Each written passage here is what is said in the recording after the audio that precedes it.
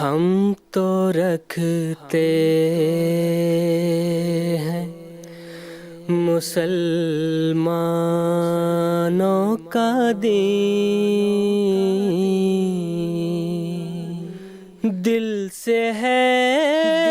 خدا میں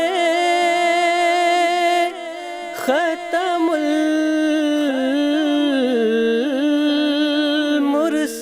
المرسلین، دل سے ہے خدا میں ختم المرسلین،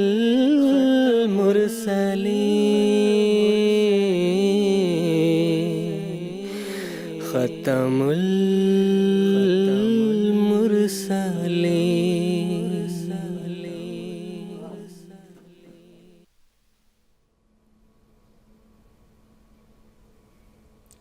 اعوذ باللہ من الشیطان الرجیم، بسم اللہ الرحمن الرحیم۔ ناظرین کرام، السلام علیکم ورحمۃ اللہ وبرکاتہ۔ آج 2 جنوری 2021 ہفتے کا دن ہے۔ انڈیا میں اس وقت رات کے 9:30 بجے ہیں اور GMT کے مطابق اس وقت سحر کے 4 بجے ہیں۔ اور ناظرین، یہ وقت ہے پروگرام راہ خدا کا۔ قادیان دارالایمان سے پروگرام راہ خدا کی سیریز کے جو تیسرا ایپیسوڈ ہے وہ لے کر اس وقت ہم آپ کی خدمت میں حاضر ہیں۔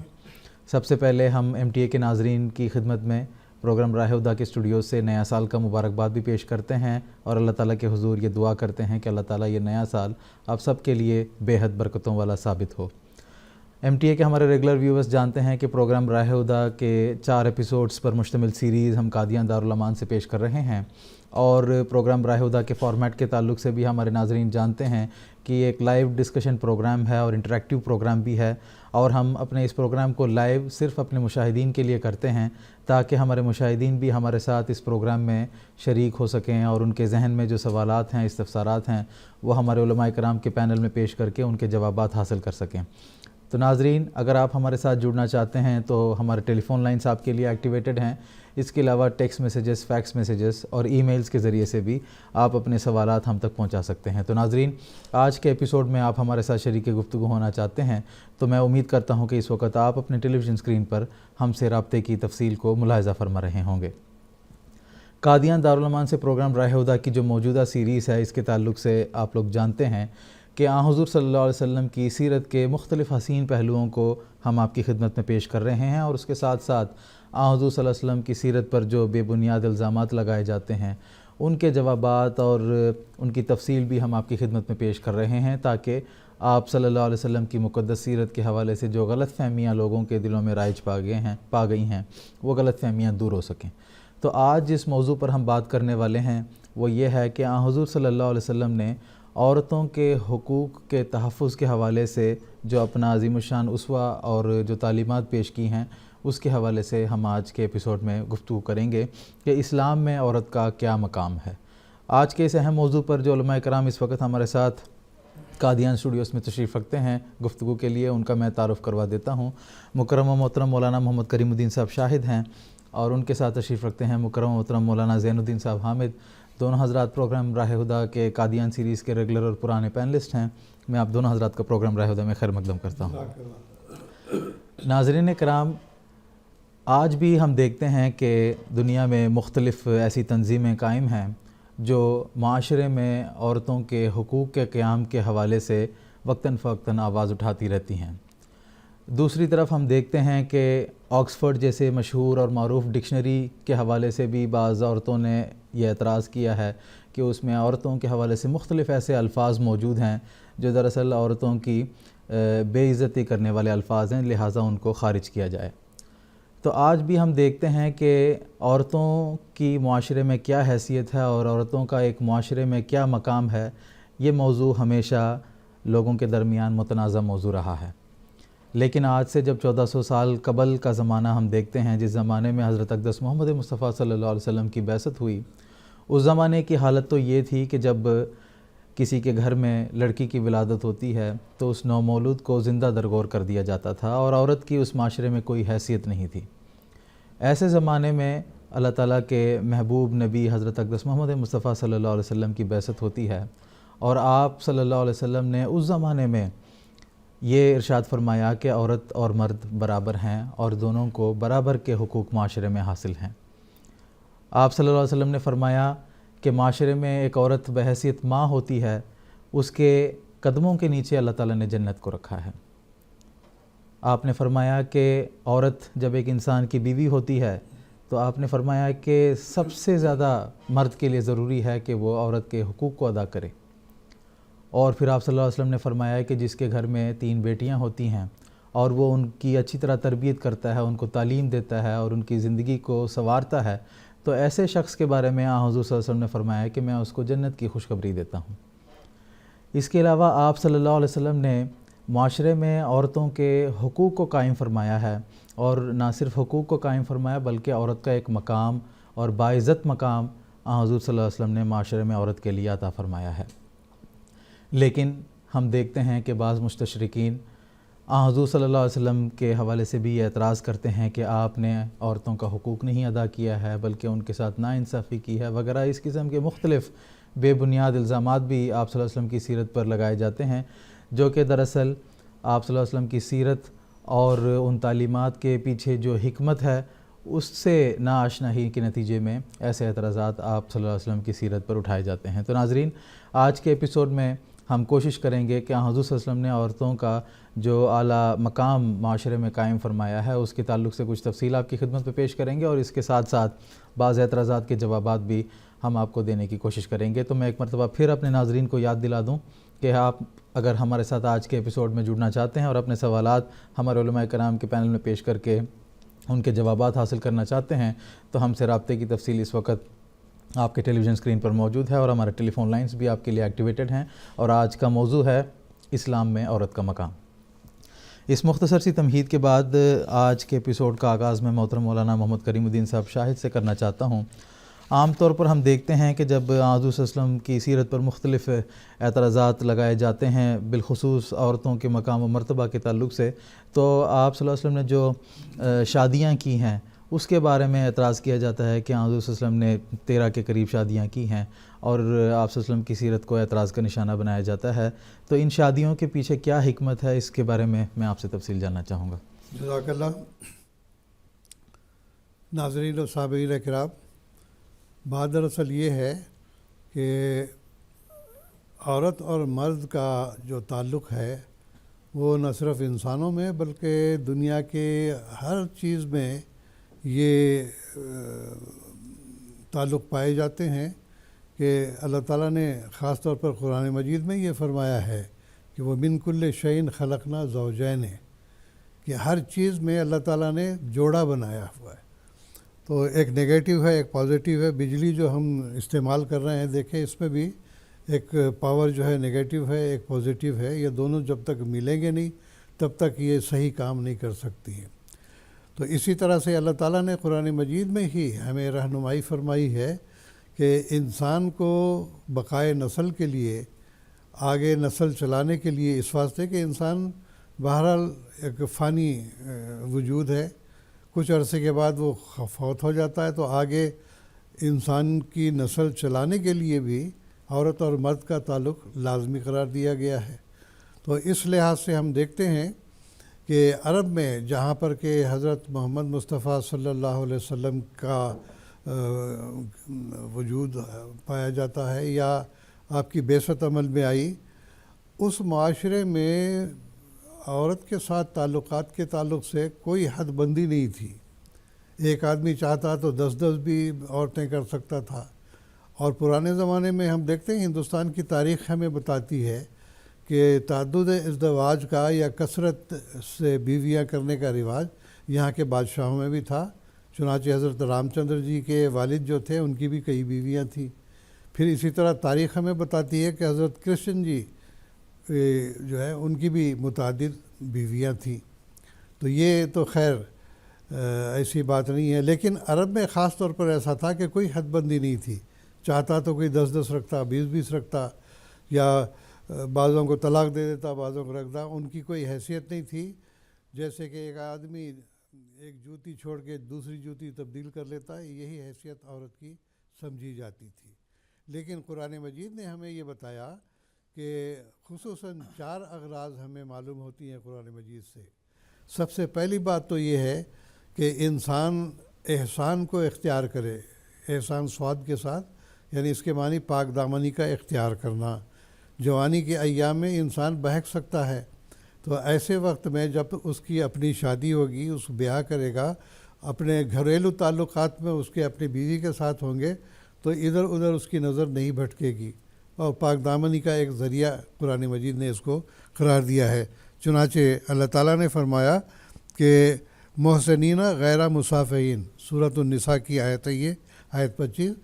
کہ تم پاک دامنی اختیار کرنے والے ہو، شہوت رانی اختیار کرنے والے نہ ہو۔ تو یہ صرف جذبات کی تسکین کا ذریعہ ہی نہیں ہے، بلکہ پاک دامنی کا ذریعہ قرار دیا۔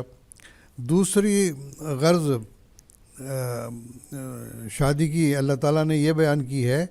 کہ نساؤکم حرث لکم، جیسا کہ میں نے ابتدا میں ذکر کیا کہ بقائے نسل ضروری ہے۔ انسان کے آگے جب تک نسل نہیں چلے گی تو یہ پھر سلسلہ کیسے قائم رہے گا انسانوں کا؟ یہ تمام جانوروں میں بھی یہ چیز پائی جاتی ہے۔ اسی طرح فرمایا تیسری غرض یہ بیان کی، اور چوتھی غرض کہ دونوں کو رفیق حیات میسر آ جاتا ہے، عورت مرد کے لیے اور مرد عورت کے لیے۔ نساؤکم حرث لکم جہاں اللہ تعالیٰ نے فرمایا، وہاں فرمایا خلق لکم من انفسکم ازواجا لتسکنوا الیہا وجعل بینکم مودۃ ورحمہ۔ یہ سورۃ الروم کی 22ویں آیت ہے کہ اللہ تعالیٰ نے انسانوں کے لیے فرمایا تمہارے لیے تمہارے اپنے جو نفوس ہیں، یعنی عورت اور مرد، تو اس لحاظ سے تم دونوں کے اندر ایسی محبت اور رحمت کا سلوک پیدا کر دیا ہے کہ جس کے نتیجے میں تم تسکین حاصل کرتے ہو۔ تو عورت مرد سے اور مرد عورت سے جو ہے یہ تسکین حاصل کرنے کا ایک ذریعہ بھی قرار دیا ہے، تاکہ معاشرے میں کوئی ایسی بات نہ پیدا ہو جس کے نتیجے میں بدنامی کا باعث ہو، یا یہ کہ شر کا باعث ہو، یا یہ کہ فساد کا موجب ہو۔ تو اب دیکھیں گے کہ اگر عورت اور مرد کے تعلقات صحیح نہ ہوں تو ایسی صورت میں بسا اوقات یہ بھی ہوتا ہے کہ مرد بہک جاتا ہے یا عورتیں بہک جاتی ہیں، اور اس کے نتیجے میں لازمی طور پر ہے پورے معاشرے کو بدامنی کا شکار ہونا پڑتا ہے۔ تو اس کے علاوہ خاص طور پر عرب میں چونکہ اکثر قبائلی رواج تھا، وہاں پر قبائلی راج بھی تھا، ایک سردار جو ہے پورے قبیلے کو کنٹرول کرتا تھا،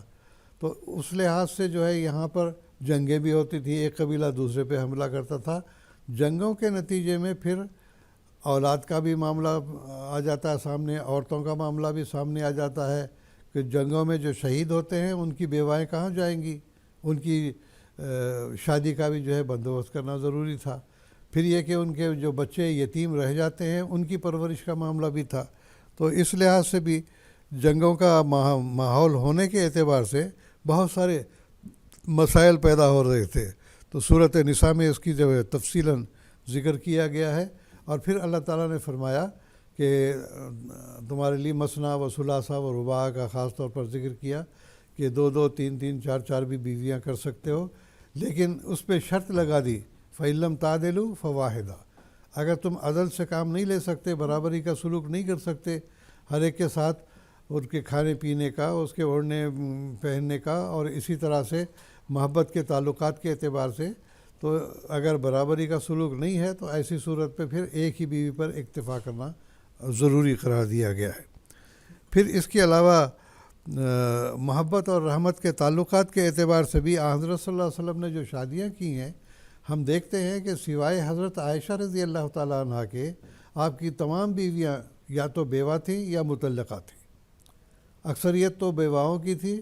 اور کچھ جو ہیں وہ مطلقہ بھی تھیں۔ تو اس اعتبار سے آپ نے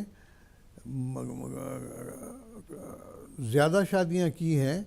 کہ ایک محبت اور رحمت کا سلوک ہو، اور دوسرے یہ کہ عورتوں کے ساتھ حضور کا جو تعلق تھا، جو عدل اور انصاف آپ نے قائم کیا تھا، وہ بھی ایک نمونہ ہے جو دوسرے قائم نہیں رکھ سکتے تھے۔ تیسری اور اہم بات یہ بھی ہے کہ جو مذہب کے مسائل ہوتے ہیں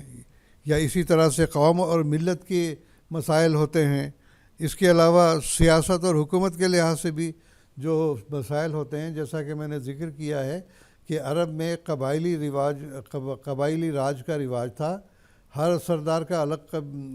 ہر قبیلے کا الگ سردار ہوتا تھا، اور اس سردار کے تحت جو ہے سارا قبیلہ عمل درآمد کرتا تھا،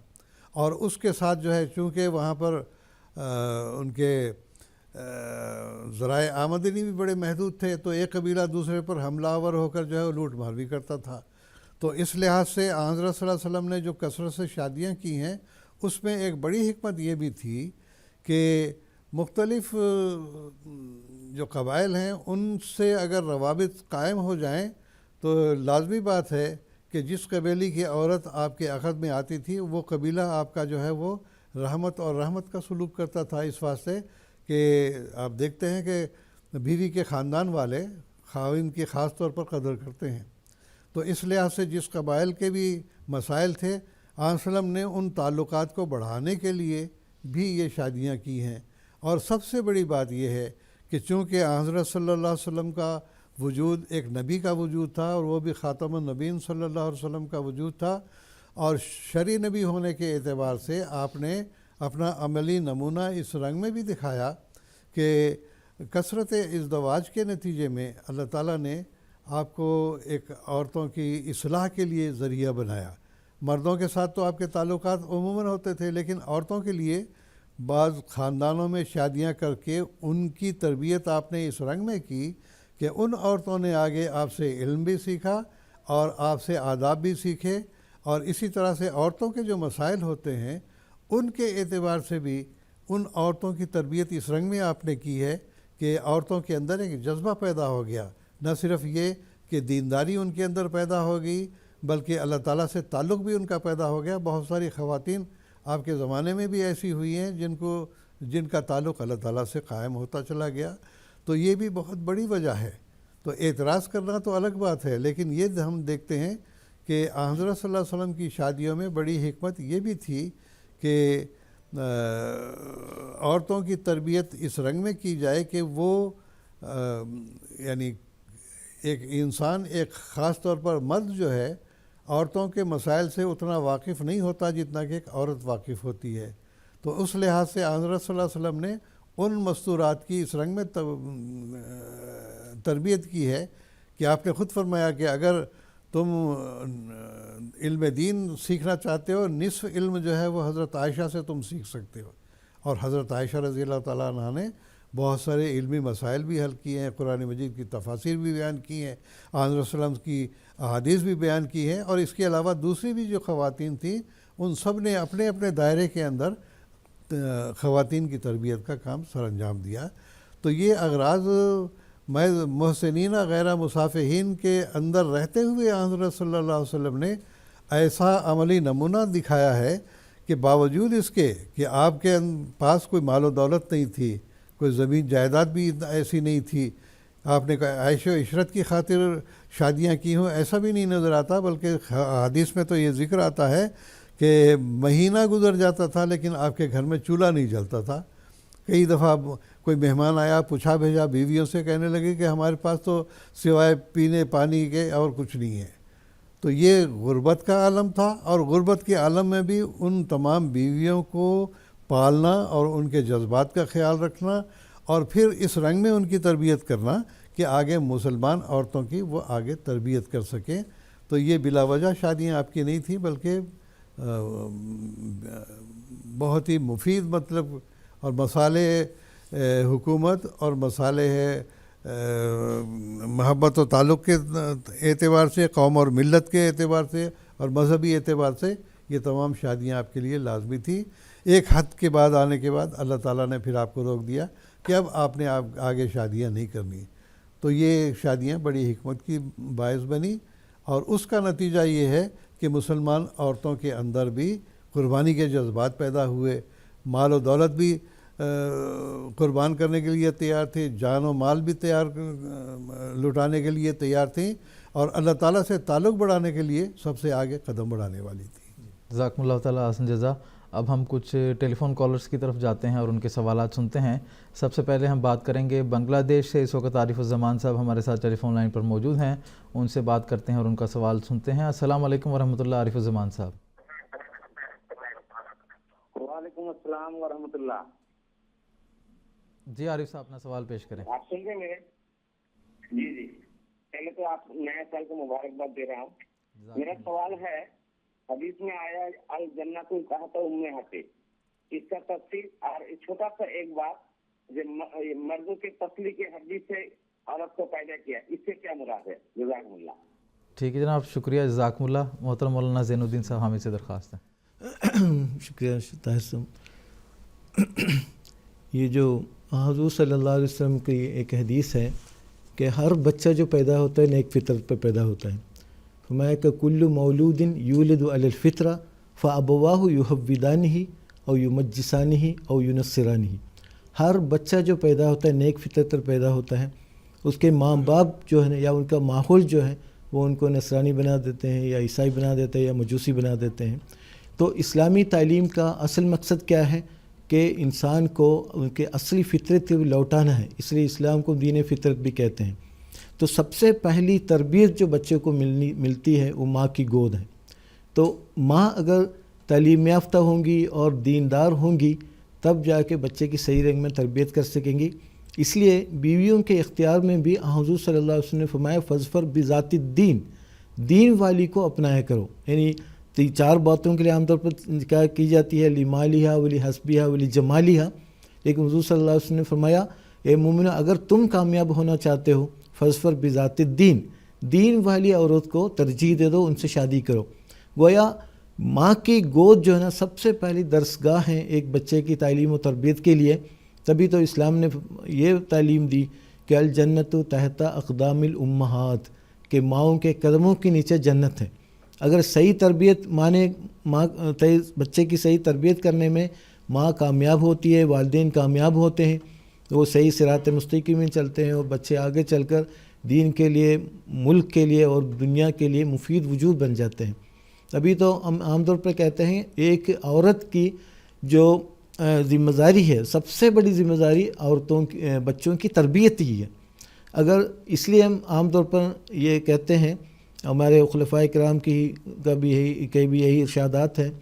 کہ جب تک کسی عورت کو کوئی مجبوری پیش نہ ہو، نان و نفقے کے لحاظ سے، گھریلو اخراجات کے لحاظ سے،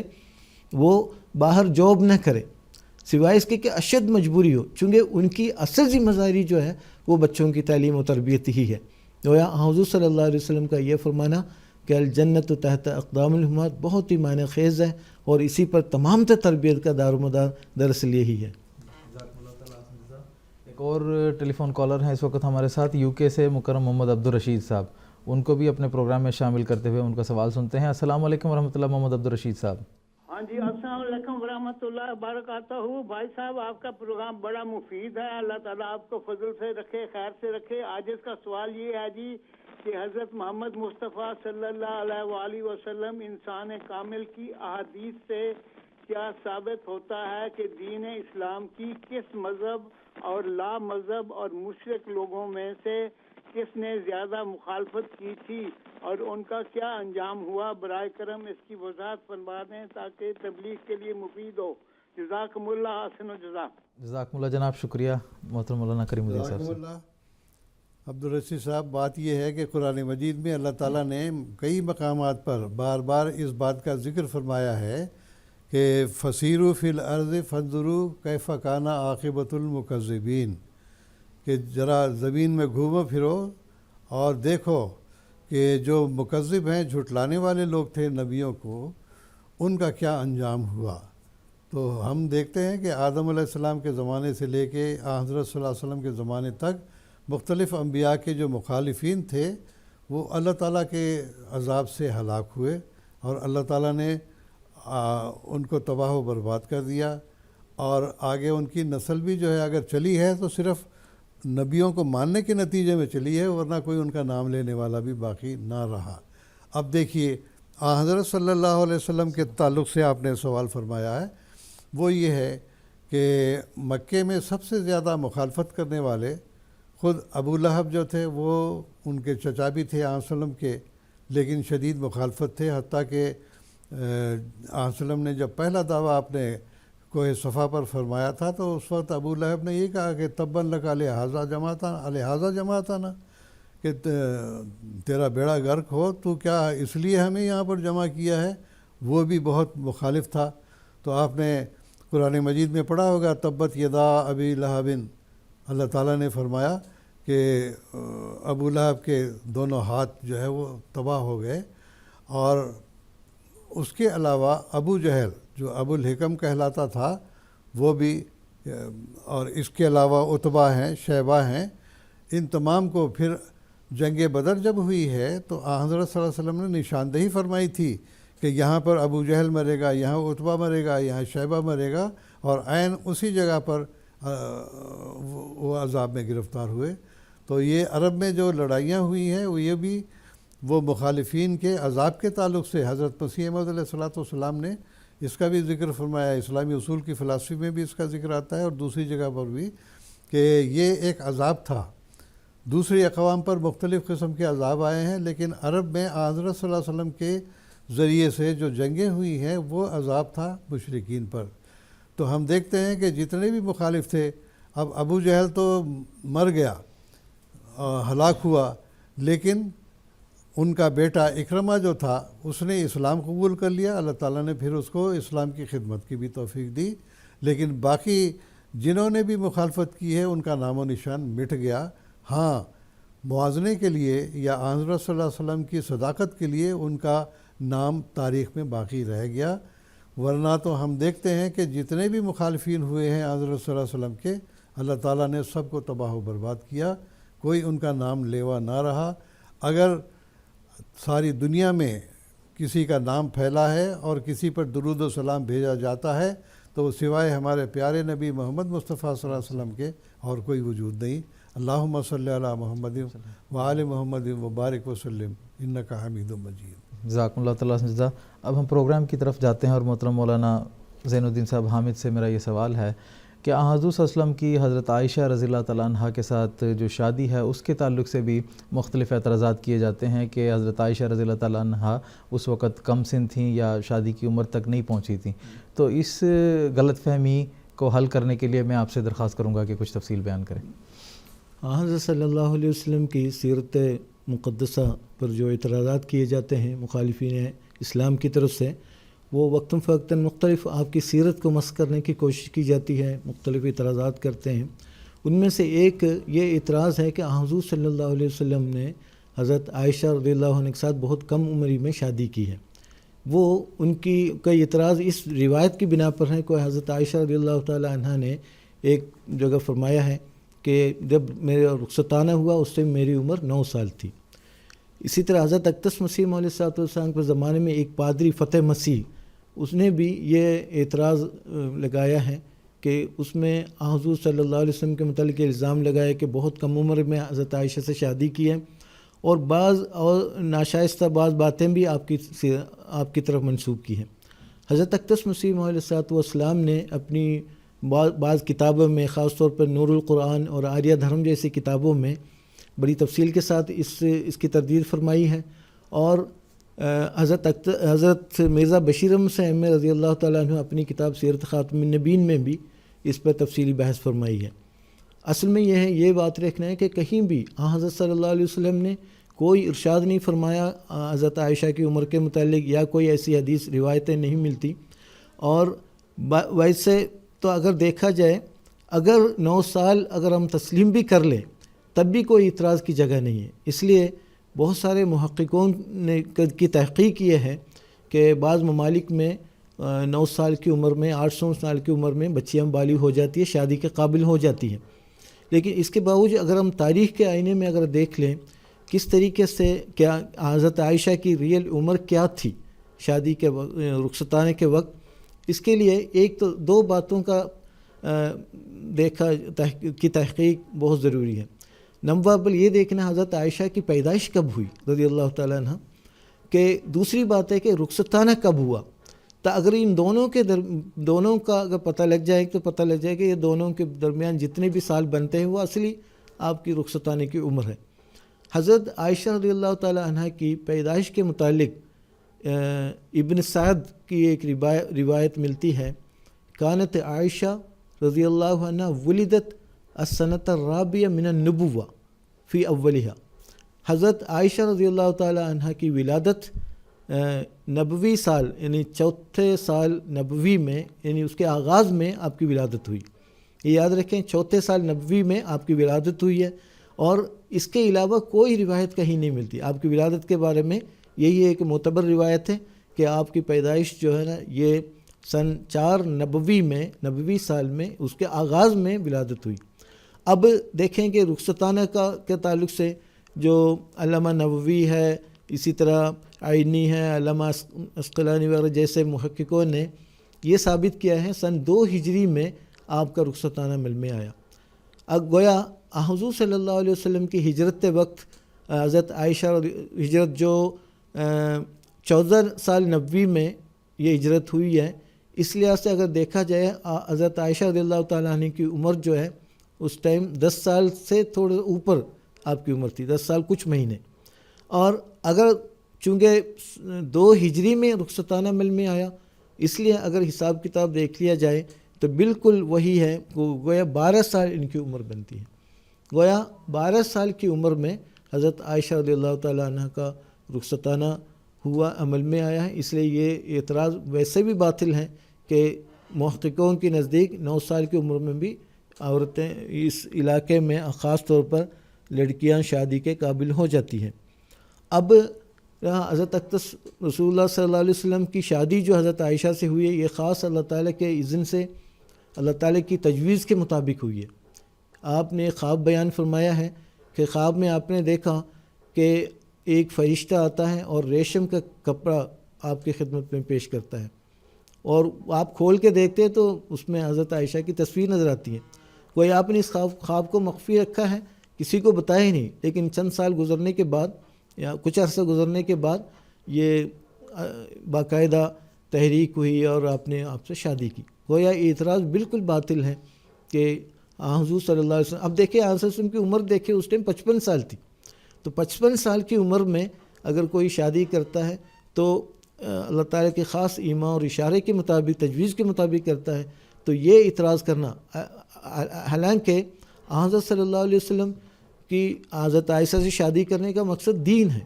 یعنی تاکہ دین سکھائے، ورنہ 55 سال کی عمر میں شادی کی ضرورت نہیں تھی، اللہ تعالیٰ خاص اجازت سے ہی۔ یہ بھی یاد رکھیں کہ جیسا کہ موسم میں فرمایا تھا کہ حضرت عائشہ رضی اللہ عنہ کو چھوڑ کر حضور صلی اللہ علیہ وسلم کے ازواج مطہرات میں سے کوئی بھی باکرہ نہیں تھی، صرف عائشہ ہی ایک باکرہ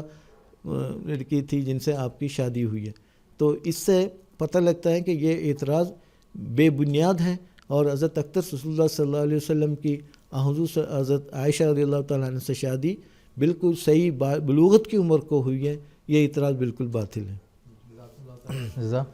ایک اور ٹیلی فون کالر کی طرف جائیں گے، اس وقت ہمارے ساتھ لائن پر موجود ہیں، انڈیا سے ہی ہیں مکرم طارق احمد ڈار صاحب، ان کا سوال بھی سنتے ہیں اور ان کو بھی اپنے ساتھ پروگرام میں شامل کرتے ہیں۔ السلام علیکم ورحمۃ اللہ، طارق احمد ڈار صاحب۔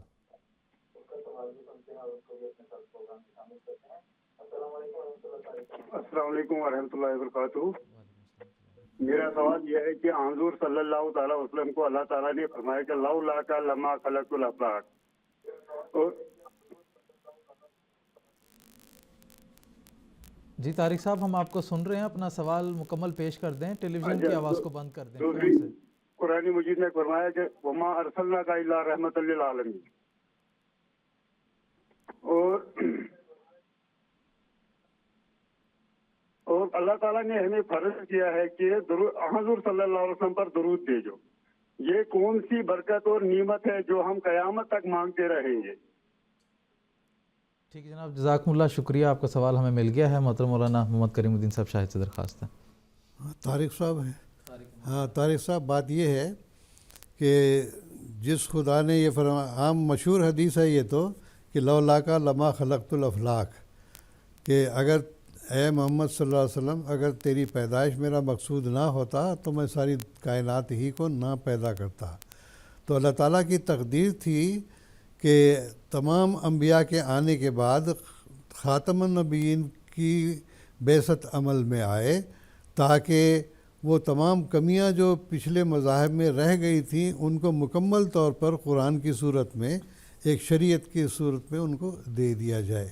تو یہ ایک درجہ تھا حضرت صلی اللہ علیہ وسلم کا، جو تمام نبیوں پر افضل ترین نبی ہونے کے اعتبار سے۔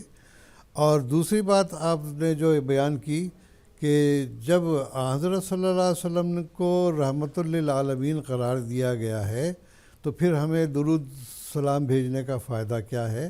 تو بات یہ ہے کہ یہ حکم تو اللہ تعالیٰ نے ہی ہمیں دیا ہے کہ ان اللہ و ملائکتہ یصلون علی النبی یا ایھا الذین آمنوا صلوا علیہ وسلموا تسلیما، کہ اللہ اور اس کے فرشتے حضرت صلی اللہ علیہ وسلم پر درود و رحمت بھیجتے ہیں۔ تو آپ نے یا ایھا الذین آمنوا، اے لوگو جو ایمان لائے ہو، صلوا علیہ وسلموا تسلیما، تم بھی رحمت کی دعائیں اس کے لیے کرتے چلے جاؤ تاکہ اس کے درجات بڑھتے چلے جائیں۔ جو ہم اپنا درود بھیجتے چلے جاتے ہیں اللہ تعالیٰ آپ کے درجات کو بلند کرتا چلا جاتا ہے۔ تو گویا کہ قیامت تک جو بھی اسلام میں پیدا ہونے والے بچے ہیں وہ بڑھتے چلے جائیں گے اور ان کے درود و سلام آسمان پر پہنچتے چلے جائیں گے، تو وہ لازمی بات ہے کہ حضرت صلی اللہ علیہ وسلم کا مرتبہ اتنا ہی بلند ہوتا چلا جائے گا۔ تو اس کا یہ مطلب ہے کہ مجھے ایک بات یاد آ رہی ہے کہ حضرت خلیفۃ المسیح رابع رحمہ اللہ تعالیٰ نے ایک مرتبہ فرمایا تھا کہ حضرت صلی اللہ علیہ وسلم اللہ تعالیٰ کے سب سے پیارے رسول ہیں، سب سے پیارے نبی ہیں، اور سب سے یوں کہیں کہ تمام انسانوں سے سب سے زیادہ جو ہے وہ محبوب ہیں۔ تو اس لحاظ سے جب دیکھیے کوئی آدمی مانگنے جاتا ہے تو گھر میں آپ نے دیکھا ہوگا مانگنے والیاں بھی یہاں پر بھی آتی ہیں، ہر جگہ ہی ہوتے ہیں کہ اللہ تعالیٰ تمہارے بچوں کا حافظ ناصر ہو، تیرے بچوں کا بھلا ہو۔ یہ کیوں کہتی ہیں؟ اس واسطے کہ ہمارے اندر ایک جذبات پیدا ہوتے ہیں، بچوں کے لیے جو محبت ہمارے اندر ہوتی ہے، ارے بھائی ہمارے بچوں کا صدقہ لو، یہ خیرات لے لو تم۔ تو یہ دراصل ان جذبات کو ابھارنے کی بات ہے کہ اللہ تعالیٰ کے اس پیارے نبی کو جو اس کا محبوب ترین بندہ ہے، اس کا واسطہ دے کر جب ہم اللہ سے مانگتے ہیں تو اللہ کی رحمت بھی جوش میں آتی ہے۔ تو دراصل یہی ہے کہ فائدہ اس میں ہمارا ہی ہے، درود و سلام بھیجنے کا فائدہ ہمارا ہی ہے، کیونکہ ہم اس کے وسیلے اس کا نام لے کر جب اللہ تعالیٰ سے عاجزی کا اظہار کرتے ہوئے اس کے محبوب ترین بندے کا واسطہ ہم دیتے ہیں تو اللہ تعالیٰ کی رحمت بھی جوش میں آتی ہے۔ تو یہ حضرت صلی اللہ علیہ وسلم کے درجات بلند کرنے کا بھی ذریعہ ہے، اور دوسرے یہ کہ ہمارے لیے دراصل پاکیزگی کا ذریعہ ہے کہ اس پاک نبی کا نام لے کر جب ہم اللہ تعالیٰ کے حضور میں اپنی درخواست پیش کرتے ہیں تو لازمی بات ہے کہ اس پیار اور محبت کے نتیجے میں جو اللہ تعالیٰ کو حضرت صلی اللہ علیہ وسلم سے ہے، اللہ تعالیٰ ہماری بھی سن لیتا ہے۔ جزاکم اللہ تعالیٰ حسن جزا۔ پروگرام کو ہی آگے بڑھاتے ہوئے محترم مولانا محمد کریم الدین صاحب شاہد سے میرا یہ سوال ہے کہ ایک اور موضوع جو خاص طور پر عورتوں سے متعلق ہے، جس کے حوالے سے مختلف اعتراضات ہوتے رہتے ہیں، وہ یہ ہے کہ قرآن مجید میں جس طرح کے اصطلاح بھی استعمال ہوئی ہے ما ملکت ایمانکم، کہ جو تمہاری لونڈیاں ہوئی ہیں، تو اس حوالے سے بھی حضور صلی اللہ علیہ وسلم کی سیرت کے حوالے سے بھی لے لیں یا اسلامی تعلیمات کے حوالے سے لے لیں، مختلف اعتراضات ہوتے ہیں، تو میں آپ سے اس کے بارے میں تفصیل جاننا چاہوں گا۔ یہ دراصل ناسمجھی کی وجہ سے اعتراض لوگ کرتے ہیں۔ ما ملکت ایمانہم سے بعض لوگ جو ہے ناقرانیوں کو بھی اس پہ شامل کر لیتے ہیں، یا اسی طرح سے بعض لوگ جو کمزور قومیں ہیں ان کی بعض عورتوں کو اغوا کر کے لا کے جو ہے اس کو بیچ لیتے ہیں بازار میں، یا خود جو ہے ان کو شادی کر لیتے ہیں۔ تو یہ لونڈیوں کا جو ہے خیال ہے، یہ بالکل غلط خیال ہے، بلکہ اللہ تعالیٰ نے قرآن مجید میں ہی فرمایا ہے کہ ما کان لنبی ان یکون لہ اسریٰ حتی یسخن فی الارض، کہ کسی نبی کے لیے یہ جائز نہیں ہے کہ کسی کو قیدی بنائے یا کسی کو غلام بنائے یہاں تک کہ خونریز جنگ نہ ہو۔ خونریز جنگ کے نتیجے میں کوئی قیدی آتے ہیں تو ان کے لیے بھی پھر اللہ تعالیٰ نے شرائط مقرر کی ہیں کہ دیکھو اگر فدیہ لے کر ان کو چھوڑ سکتے ہو تو چھوڑ دو، بڑا خیال رکھا ہے اللہ تعالیٰ نے ان کا بھی، اور اگر وہ خود فدیہ دے نہیں سکتے ہیں تو ان کی قوم اگر فدیہ دیتی ہے تو پھر بھی ان کو فدیہ لے کر چھوڑ دیا جائے۔ اگر اس کی بھی طاقت اس کو نہیں ہے تو پھر اسلامی حکومت کو قرار دیا ہے کہ اس کا ذمہ داری ہے کہ وہ اس کو بطور احسان کے چھوڑ دے۔ تو یہ لازمی بات ہے کہ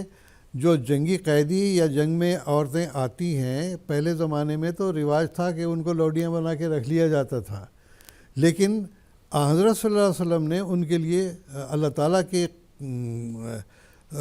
حکم کے مطابق ہی یہ شرطیں لگا دی ہیں کہ ان کو اس رنگ میں استعمال نہیں کرنا ہے کہ ان کی ذلت ہو۔ عورت کا درجہ جو ہے اسلام نے بہت بڑا قرار دیا ہے۔ جنگ میں جو عورتیں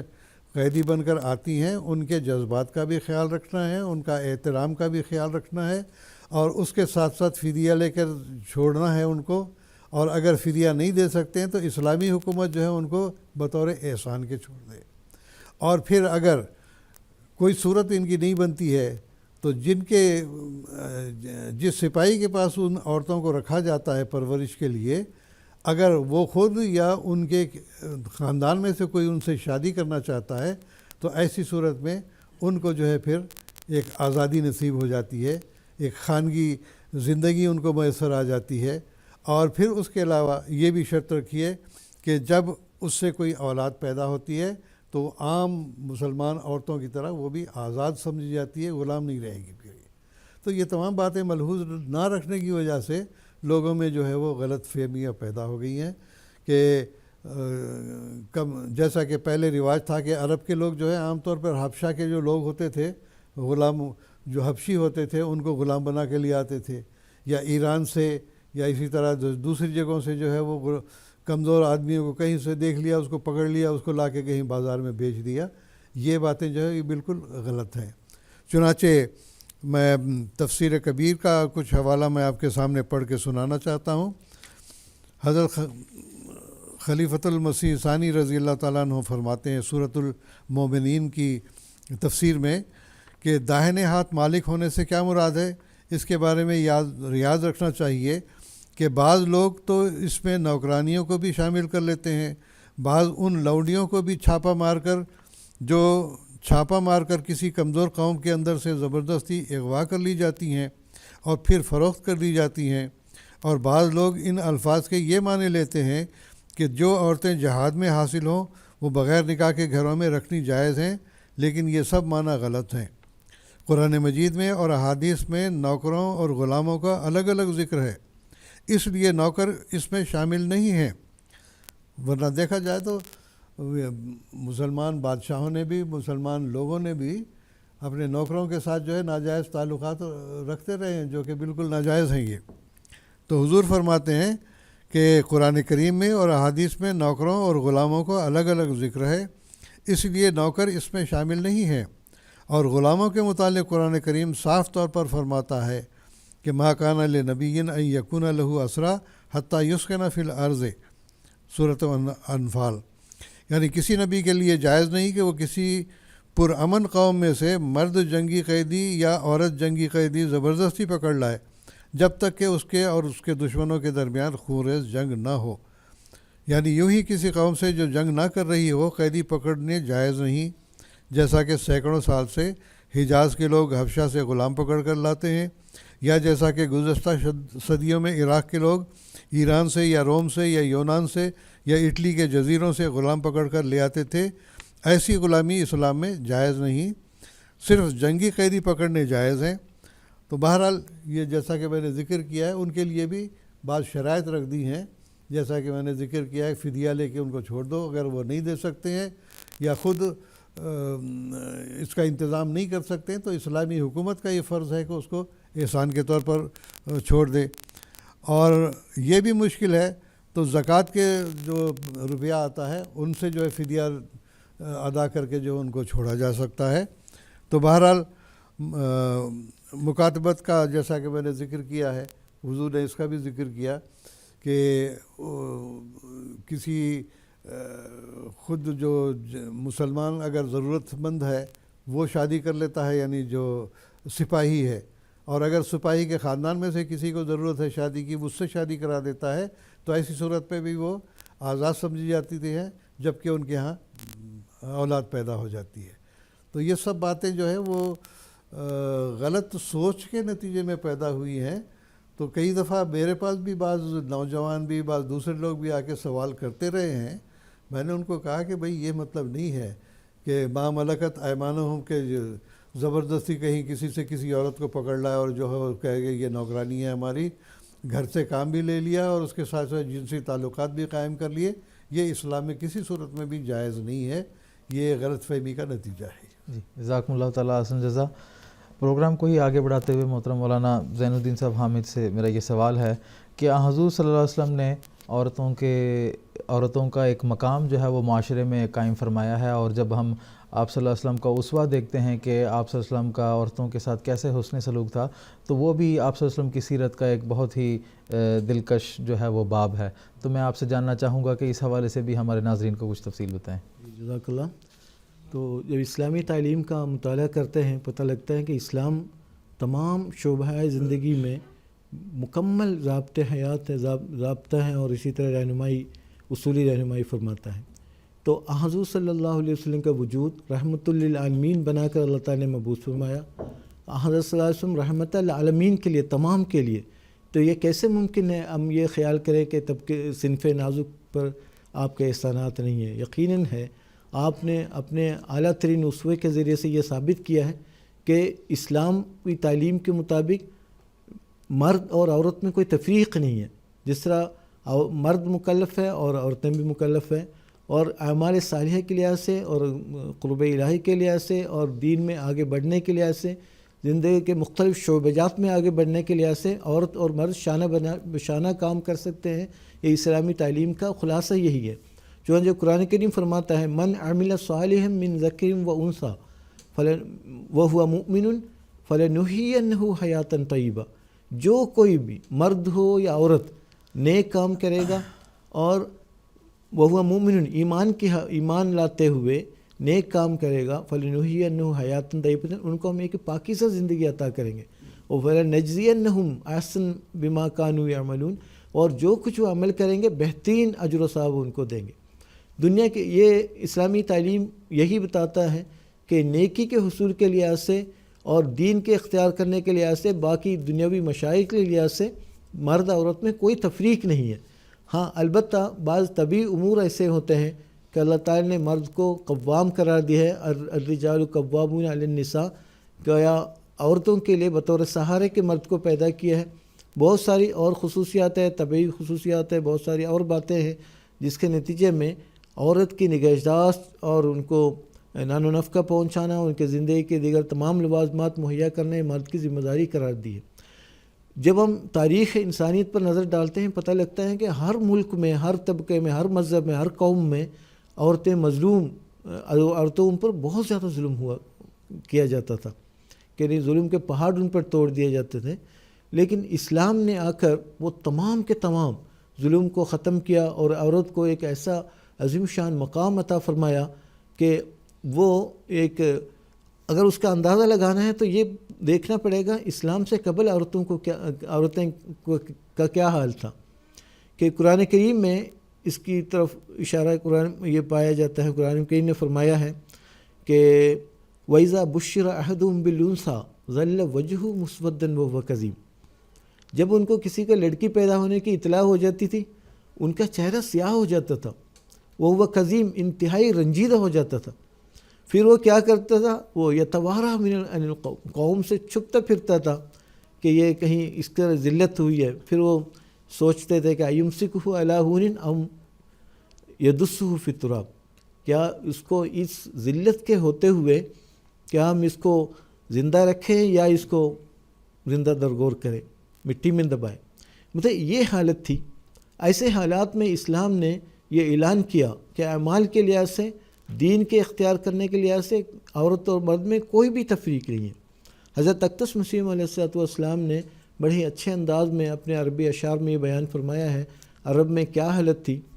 فرمایا کہ شیئان کان القوم عمیا فیہما،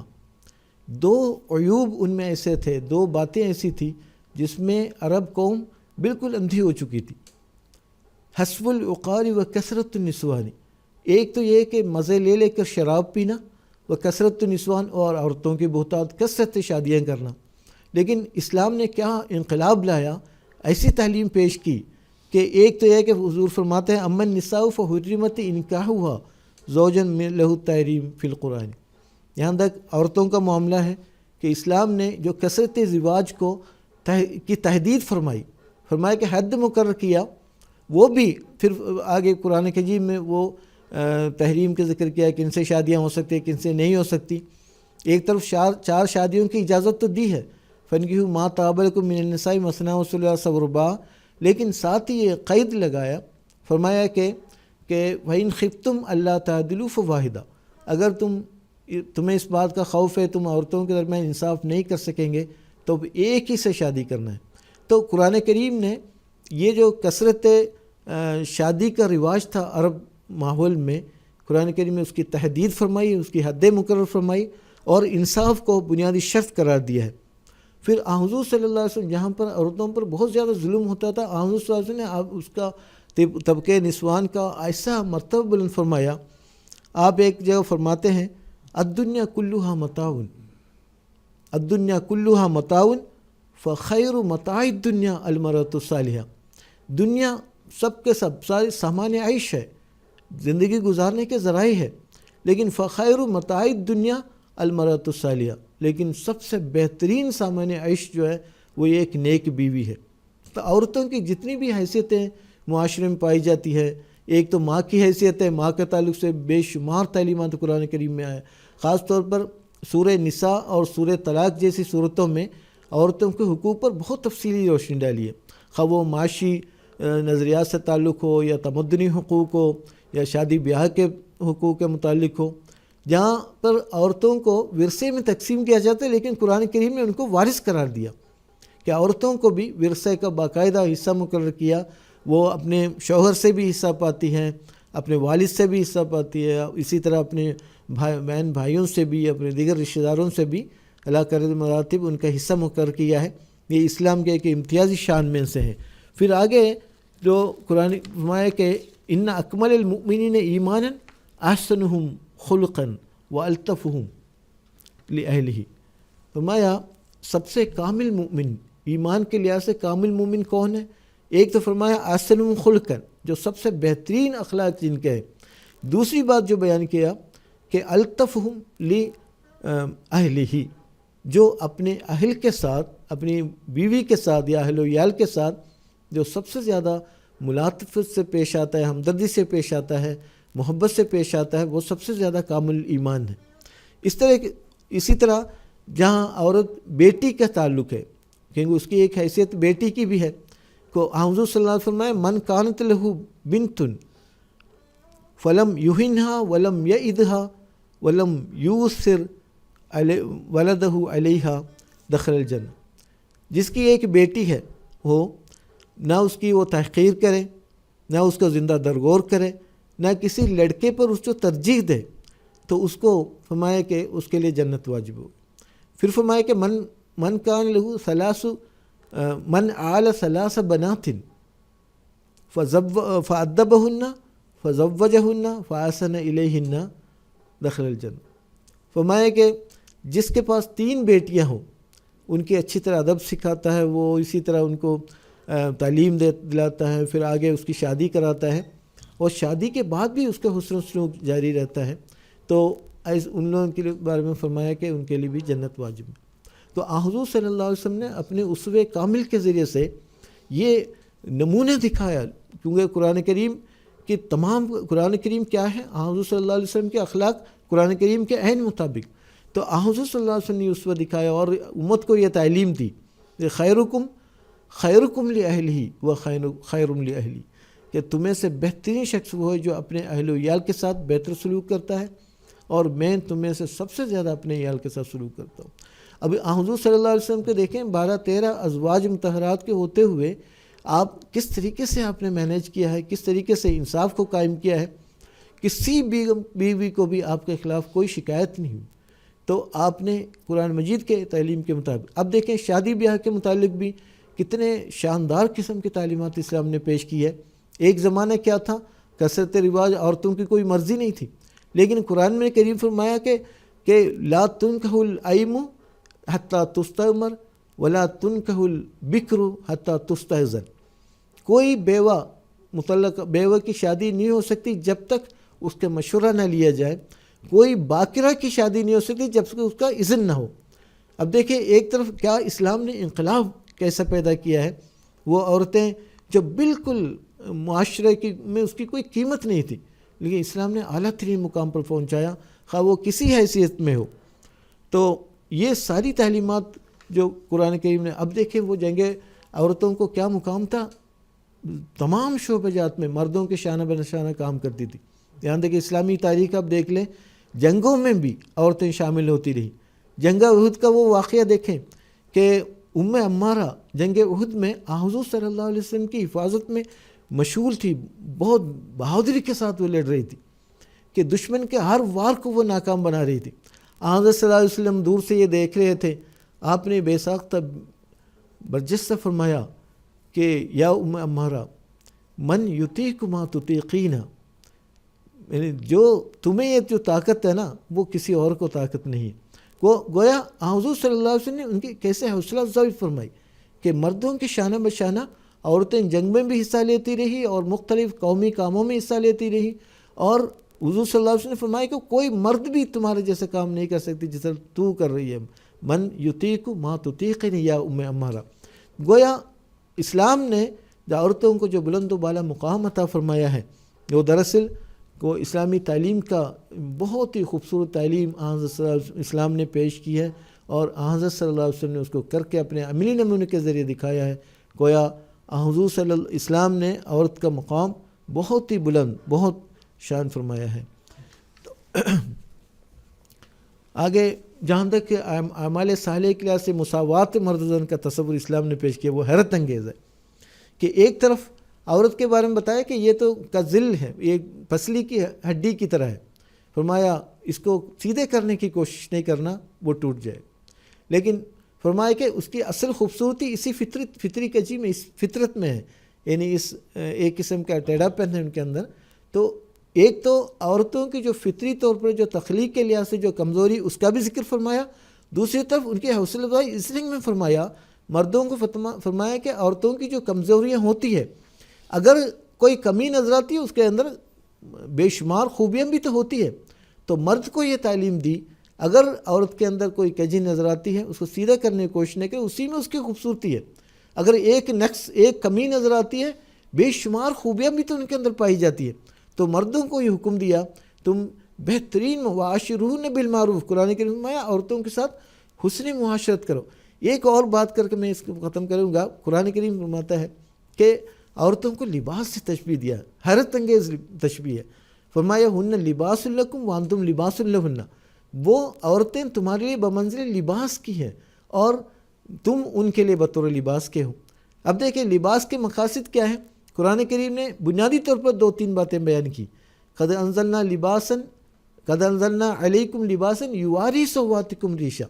لباس اللہ تعالیٰ نے نازل کیا ہے، دو باتیں اس میں بیان کی گئی ہے کہ ایک تو یہ کہ تمہارے لیے باعث زینت ہے، اور اسی طرح سواتکم، یواری سواتکم تمہاری ننگ کو ڈھانکنے کے لیے ہے۔ پھر ایک جگہ گرمی سردی کو بچانے کا بھی ذکر کیا ہے۔ گویا یہ بتا کر کہ دونوں ایک دوسرے کے لباس ہے، یہ بتایا کہ ہر ایک کے ایک عیوب کو چھپانا اور باعث زینت بننا، عورتوں کے ہر لحاظ سے حفاظت کرنا۔ پھر قوامون نے کہہ کر یہ فرمایا عورتوں کی نگہداشت، ان کا نان و نفقہ، ان کا سہارا دینا، ان کو حفاظت کرنا، یہ ساری کی ساری ذمہ داریاں مرد کی ہے۔ گویا یہ حضور صلی اللہ علیہ وسلم جو رحمۃ للعالمین بن کر آیا، آپ کا یہ احسان عظیم ہے